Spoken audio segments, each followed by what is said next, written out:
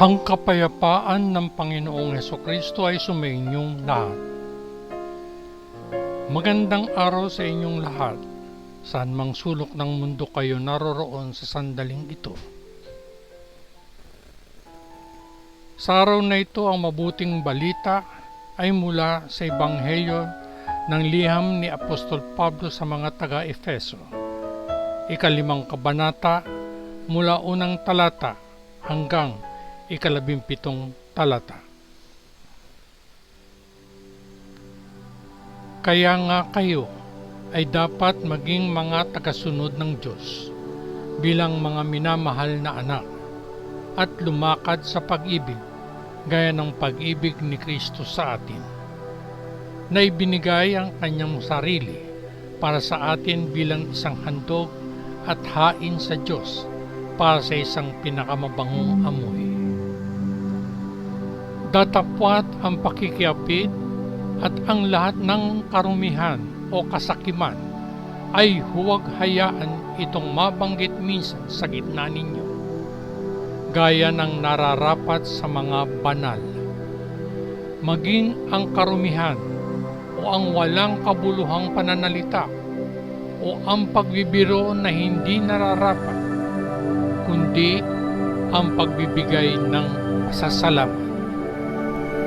Sapagkat nalalaman ninyo ito, na walang nakikiapid o maruming tao o taong sakim o isang sumasamba sa mga Diyos-Diyosan ang may anumang mamanay sa kaharian ni Kristo at ng Diyos.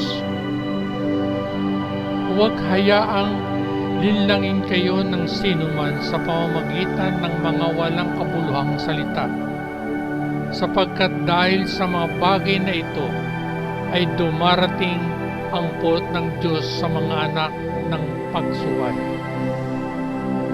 Huwag kayong maging kabahagi sa kanila, sapagkat kayo'y dating nasa kadiliman, ngunit ngayon nasa liwanag ng Panginoon. Lumakad kayong gaya ng mga anak ng liwanag, sapagkat ang bunga ng Espiritu ay nasa lahat ng kabutihan at katuwiran at katotohanan. Pagpapatunay kung ano ang katanggap-tanggap sa Panginoon. At huwag kayong makisama sa mga walang bungang gawa ng kadiliman, bagkus ay sawayin ninyo sila, sapagkat nakakahiyang magsalita man lamang tungkol sa mga bagay na ginagawa nila sa lihim. Datapwat, ang lahat ng bagay na sinasaway ay nahahayag sa pamamagitan ng liwanag, sapagkat lahat ng bagay na nahahayag ay liwanag. Kaya nga sinabi niya, gumising ka na natutulog at bumangon ka mula sa mga patay, at bibigyan ka ni Kristo ng liwanag. Tingnan ninyo kayo na lumalakad ng maingat, hindi gaya ng mga mangmang, kundi gaya ng marunong pagtubos ng panahon, sapagkat ang mga araw ay masasama.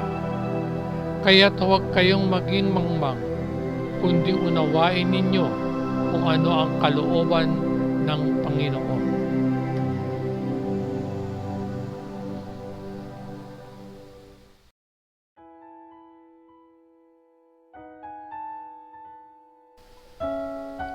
Muli akong bumabati sa inyong lahat. Ang kapayapaan ng Panginoong Hesukristo ay sumainyong lahat. Ganun din magandang araw sa inyong lahat, saan mang sulok ng mundo kayo naroroon sa sandaling ito. Nais kong ibahagi sa inyo sa araw na ito, mga kabayan, ang aking maikling pagninilay na pinamagatan kong pagpatay ng oras. Nadaanan ko minsan ang isa kong kaibigan na nakaupo sa isang mall bench sa loob ng isang mall na nakahalukip-kip ang kanyang mga kamay nakatingin sa malayo. Nang tanungin ko kung ano ang ginagawa niya, sumagot siya, "Wala lang, nagpapatay lang ng oras, Brad." Anong lupit na bagay na gawin para sa isang napakahalagang bagay tulad ng oras? Bakit kailangang sayangin ito? Ibinigay sa atin ang oras para linangin ito, hindi para patayin lamang. Ang oras ay hindi natin dapat sinasayang, pagkos ang oras ay dapat ginagamit para sa ating pinakamagandang kapakinabangan. Natural naman siyempre na may mga pagkakataon na kailangan natin na mag-relax at magpahinga. Maging si Jesus ay nagsabi sa kanyang mga alagad. Basahin natin ang Ebanghelyo ni Apostol Marcos, ika-6 na kabanata, ika-31 talata. Sinasabi dito, "Magsiparoon kayo sa isang bukod na ilang at magpahinga sandali, sapagkat marami ang pumaparito at umaalis, at sila'y walang oras na makakakain." Ngunit hindi iyon pagpatay ng oras, kundi paggamit ng oras para sa pagpapanumbalik. Pagkatapos nilang makapagpahinga, magagamit nila ang kanilang oras ng mas makahulugan at kapaki-pakinabang.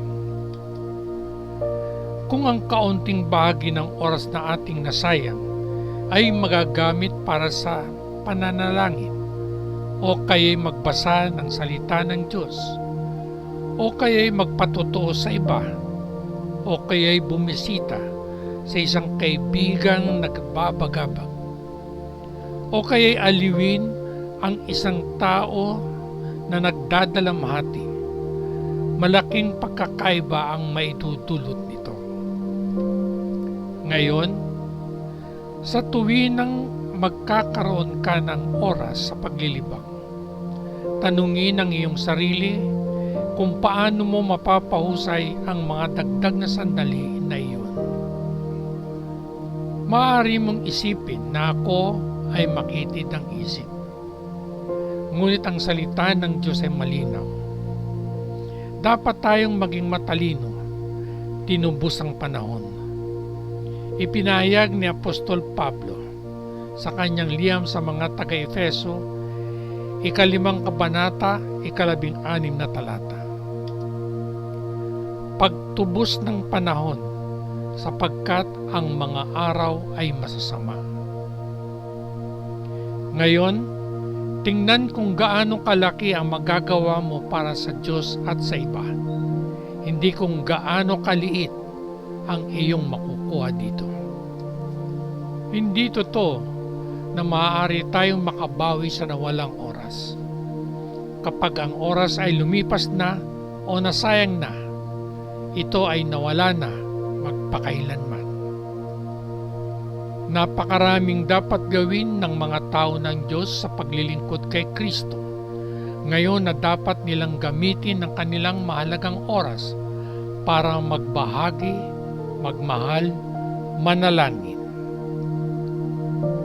Mga kabayan, ang pagpapala ng presensya ng Espiritu sa ating mga puso ay isang patikim ng mas malalaking pagpapala na ating matatamasa sa pakikipag-isa natin kay Kristo. At tayo ay walang hanggan na kaisa ng Diyos Ama sa pamamagitan ng Panginoong Hesukristo. Hindi lang yan, kabayan, balang araw magkakaroon tayo ng higit pa. Tayo ay mabubuhay sa mismong presensya ng Diyos. May kagalakan tayong naghihintay sa pagdating ng araw na iyon, dahil ang ating kinabukasan ay garantisado na. Ikaw, kabayan, bukod sa mga mensaheng ito mula sa mabuting balita ng Panginoon, may iba pa bang mensahe sa mabuting balita ang nagpapahayag na may iba pa? Kung mayroon, malugod kong pakikinggan kung meron pang iba. At bago ako tuloy magpaalam kabayan, iiwan ko sa iyo ang talatang ito mula sa Ebanghelyo ng liham ni Apostol Pablo sa mga taga-Efeso.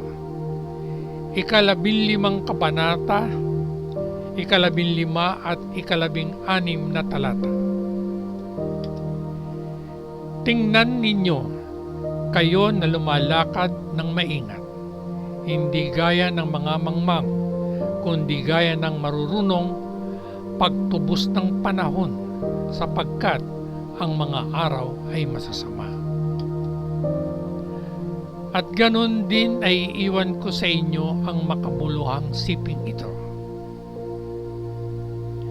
Oras, makabuluhang gamitin o sayangin at mawala. Hanggang sa muli, patnubayan at pagpalain nawa tayong lahat ng dakilang Diyos Ama sa langit, sa ngalan ng Panginoong Hesukristo na ating manunubos. Amen. Amen. Amen. Peace.